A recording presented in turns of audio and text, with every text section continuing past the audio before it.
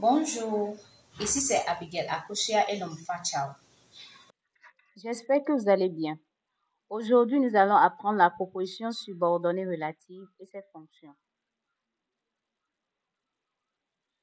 Qu'est-ce qu'une proposition subordonnée relative? Une proposition subordonnée relative est une proposition subordonnée qui est introduite par un thème relatif, pronom ou plus rarement un déterminant. Elle complète un nom ou un pronom appelé antécédent. C'est une expansion du groupe nominal. Elle est introduite par un pronom relatif comme qui, que, quoi, dont, où, lequel, laquelle, etc. Passons maintenant aux fonctions.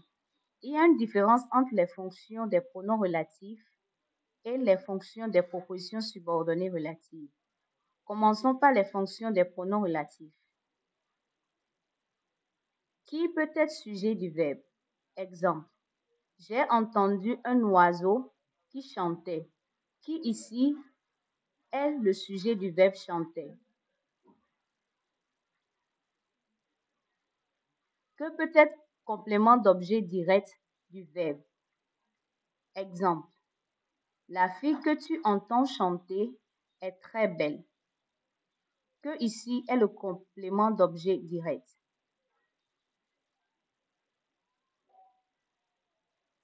Donc peut être complément d'objet indirect du verbe. Exemple. C'est une chose dont elle est fière.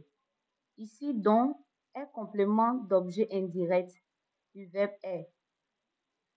Passons maintenant aux fonctions des propositions subordonnées relatives.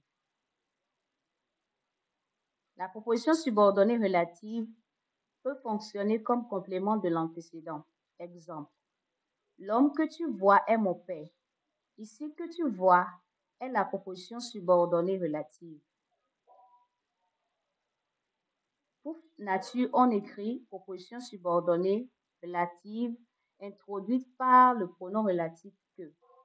La fonction donne complément de l'antécédent l'homme. La proposition subordonnée relative peut aussi fonctionner comme sujet du verbe. Exemple. Qui veut voyager loin ménage sa monture. Ici, qui veut voyager loin est la proposition subordonnée relative. C'est le sujet du verbe ménage.